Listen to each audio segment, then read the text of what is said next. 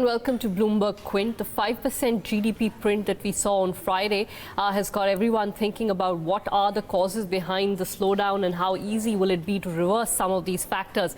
Joining us to talk about some of that is Sonal Varma, Managing Director and Chief India Economist at Nomura. Sonal, thanks so much for taking the time to speak to us. I'm going to start with what your assessment of the number was, particularly the 3% odd growth in the consumption side, which seemed to have been one of the biggest shockers of the number. That's right, Ira. I think India is essentially seeing the after effects of both the domestic, the shadow banking shock and the impact of the synchronized global slowdown. And on top of that, we have confidence quite weak, which is also causing a lot of postponement of consumption demand. So it's a mix of various shocks. I think given the high frequency indicators which were pointing to weaker consumption demand, there was an anticipation that this would slow down. But the extent, of course, has surprised us as well.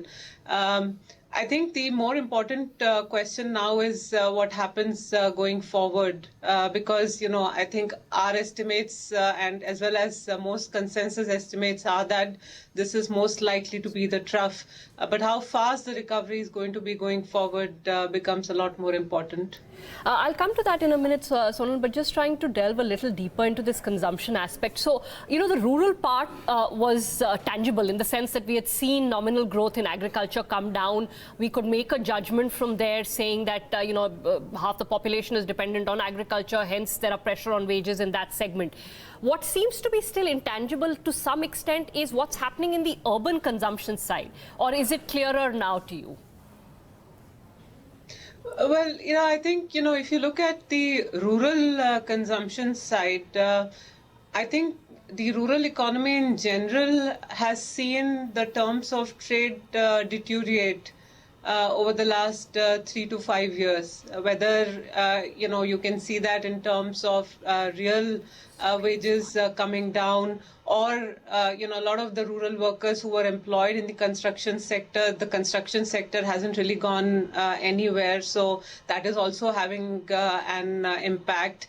Maybe the MSP situation in terms of the aggregate sources of rural income. So both in terms of agriculture sources of rural income as well as the non-agriculture sources of rural income, which primarily comes from construction. I would say things have been fairly subdued. And, within that, there is monsoon, which is a bit positive, a bit negative, but I don't think the rural actually has seen any increase in any case in the last 2-3 years.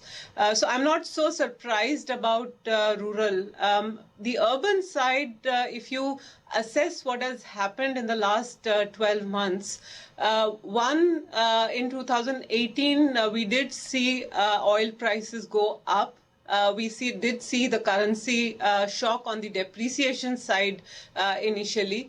We saw banking liquidity that was tightened. We saw the cost of capital that went up. And then we saw the NBFC crisis, as a result of which supply of credit was tightened. And the combination of that, I think, had already set the stage for any discretionary demand in India to slow down into 2019. And I think, while this is playing out, the extent to which the global shocks, I would say, are hitting us via the confidence channel. And I would say also to an extent the sort of the length of period through which we allowed the NBFC episode to fester has together led to a situation where the drop in consumption demand has been quite dramatic. So this is where we are. And I think a lot of course correction has happened in the last 2 months, particularly in terms of policy. I think the question now is how long does it take for this to percolate down and at least help some of the cyclical aspects of the demand drag we are seeing right now. Sonal, you mentioned confidence, so again, intangible, but, things like wealth effect, etc. How important are they to the Indian economy? Because, you have seen also capital markets being subdued, real estate markets being subdued. Intangible, I know, but should those factors also be built in as we are assessing how to move forward? There are two aspects to this. One is, the broader policy focus of, bringing down corruption, more transparency in the real estate sector, and the impact that that has had on property prices in general has been a dampener in terms of the wealth effect. Now, the kind of consumption that would typically hit would be more sort of the high-end kind of consumer discretionary demand, the luxury sort of segment. And perhaps to a bit also in terms of broader consumption, but I think it's really the higher end side of mid to high end consumption where the impact should generally come. The last few months or more of more capital market in terms of equity market correction is, I think, more, like you said, it's an intangible. I think what it does is more in terms of postponement of demand. And, Indian consumer, I don't think is extremely leveraged. But if you're hit with so many uncertainties, the first response is to postpone what you can postpone. And therefore, the discretionary side, things like cars, two-wheelers, maybe, my purchase of TVs, fridge, etc. I would rather postpone till I have some certainty about what is going on. So there are, those two effects which are playing out. One is sort of more medium term, which is the housing-related wealth correction and its impact. The second is more here and now, which is the equity market and its impact on consumption demand in terms of postponement. But, the last 12 months of more tighter financial conditions and the impact that has had, and, not to forget the broader issue of, job creation and the impact of that on sustainability of consumption. So there are multiple things actually that are going on right now, and the interaction of all of that at this stage is essentially I would say, together is dragging down consumption demand.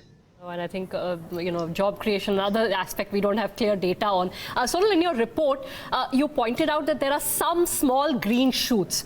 Where are you seeing, I guess, relatively positive indicators emerging? Well, I think so we have a leading indicator which is based on, various subcomponents which have typically led the turning points in the business cycle. But if we look at the subcomponents of our indicators, it's really the industrial side of the economy. So more the industrial side, the core imports front where there are some signs of stabilization. The consumer side is still not stabilizing and actually continues to contract. But it's really the industrial side which is showing some signs of stabilization. Whether it sort of sustains and picks up, we'll have to see. Our base case is that there will be an impact. In terms of the fundamental reason, I think the fundamental reason essentially is the aggregate monetary policy easing and liquidity easing, the impact that has had on cost of finances coming down. And typically it does take 2 to 3 quarters for policy easing to reflect in the cyclical sectors of the economy. We started to see the policy easing in the first quarter of 2019. Liquidity shifted into positive mid 2019. So I think we're getting closer probably to that turning point. I think more visibility on this will potentially be there towards end of 2019. But I think the cumulative effects of monetary policy easing should reflect in some recovery in the second half of FY20. This despite the fact that there's been much chatter about poor transmission. I know that happens in every cycle. I don't know if it's more extreme in this cycle, particularly because of the credit issues in the bond markets. Well, we need to split up transmission into what do we mean by transmission and to whom. If I look at money market rates, then transmission has been complete. In fact, your risk-free, your AAA corporate, even certain NBFC papers, cost of funding is down between 100 and 140 basis point. The second is transmission to specific sectors, specific NBFC entities, where there is a perception of credit risk. And there the credit risk differentiation continues. They continue to be credit constrained, and the sectors that they lend to continue to see tighter financial conditions. So yes, there is no transmission there. The third is in terms of the transmission via the banking channel. And with the shift in liquidity, which I think is quite important, the impact on deposit costs, and now we are clearly seeing that on the lending rates, not just because it's linked to repo rate, but also the impact that liquidity has in terms of overall transmission channel. I think the process of even banking sector transmission has happened. So to my mind, the issue is not transmission, actually. I think transmission takes time. It is happening. The issue is transmission to certain entities which are credit constrained, which is still there. And the second aspect is to what extent the global negatives offset the domestic policy easing that we are seeing. I think those are the bigger issues. And you're expecting another 40 basis points in rate cuts with relatively easy liquidity continuing, actually surplus liquidity continuing? That's right. I think at least from the cyclical side of the economy, what's become very clear is for this financial year, growth will end up closer to 6%. That's significantly below the RBI's current projection of 6.9 with downside bias. And our assessment is output gap will be negative. Inflation is below the target. The US Fed is likely to continue its rate easing cycle. So yes, we are expecting another 40 basis point in cumulative easing in the October-December quarter. But I think incrementally we are now getting to a point where, purely rate cuts are not enough. And the issue that you mentioned in terms of, transmission to specific segments, I think requires, from a financial stability point of view and also from enhancing transmission point of view, requires liquidity to stay ample. So a mix of rate cuts and ample liquidity, because that will then chase investors to move down the risk spectrum. You start with AAA, but then you move to AA, single A, but that's how transmission happens. I think the bigger concern, of course, has been that we've had multiple business cycles in India in the last 10 years, but around a moderating trend growth. And while we can get another cyclical uptick if we keep easing monetary policy, that's clearly not sufficient to turn around the trend, which requires investment to pick up. And I think that remains an unsolved part of the question and the puzzle for India. Absolutely. So on the government side, a couple of questions. So one is that, this transfer from the Reserve Bank of India, I understand that in any case, if your tax revenues are falling short because of lower nominal growth, you'll probably need some of this money to fill that gap. But there would be a positive fiscal impulse out of it to some extent? No, Ira, I don't think there is any positive fiscal impulse. The tax shortfall is, in fact, if you look at both direct and indirect tax combined, they're currently growing at, in single digits vis-a-vis the budgeted targets of, mid-teens. So the tax hole at this stage is in any case running at close to 0.5% of GDP. The dividend that was over and above the budgeted amount is roughly taking care of half of that hole. So there is still a 0.25% of GDP fiscal gap that needs to be filled to get to a 3.3. This is assuming that the government is able to actually meet its disinvestment target. So if the asset sales are lower than what they have budgeted, and the revenue side is at least 0.2% of GDP below the budgeted target, because revenue collections are going to be weak in a weak nominal economy, I don't think the aggregate fiscal impulse, center, state, off balance sheet, we need to adjust it for the stage of the business cycle. If the output gap is negative and running almost a percentage points below the trend, then I think what we call the cyclically adjusted fiscal balance, the fiscal impulse will not be positive. It might at best be neutral. It could be negative if we hit 3.3 by cutting spending. Okay, understood. Some of the other measures that the government has taken in the absence of, sort of fiscal headroom, I'll actually go back to what they did last year, which was both one cycle of higher MSPs. I know they did it only for one season, and then the cash transfers. None of that seems to have had much of a bearing, at least in the data that's available so far. Clearly not. And with the MSP, of course, the issue was that the impact on market prices was not there. So the announcement effect versus the effective rise in prices did not materialize.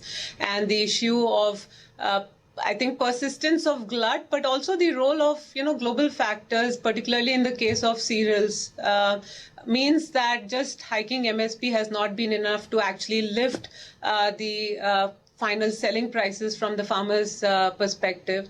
On the cash transfer scheme, how much of that money has actually gone through?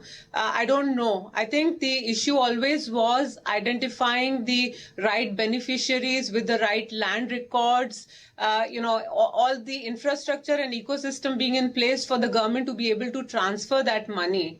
And it's possible that transfer has been below what the government has budgeted in the fiscal finances. But I think at the end of the day, the fundamental driver of demand tends to be your more permanent income visibility, not a one-off cash transfer. It can be consumed, but there have been cases where the propensity to consume from this one-off cash transfer also tends to be low. So I think we will need to see, at least on the construction side, which I think has huge employment and multiplier effects in terms of the role of non-agriculture sector in driving rural GDP, because we keep looking at, agriculture as, the source of rural incomes. That's no longer true. Non-agriculture sector, non-farming component of agriculture, of rural incomes, is actually now more important than farming component of rural in driving rural incomes. So unless the non-farming and the ancillary industries which support rural economy pick up, it's hard for these one-off transfers to actually make a difference. Okay, understood. Some of the other things that have been announced more recently, does anything seem to you like it would have a material difference? The auto stuff, expediting payments to SMEs, all great on paper, perhaps should have been happening in any case. But material, you think, or not? I think these are more signals in terms of what is the policy priority. And I guess the signal that we are sending is that between monetary and fiscal policy, the risk reward and sort of the cost benefit analysis suggests that it's better to use monetary policy rather than fiscal policy, while we continue to focus on reform, stick to fiscal consolidation. So I think that's the messaging that I think is the right message to send. In the current global environment, where there is risk aversion, this messaging may not have an impact.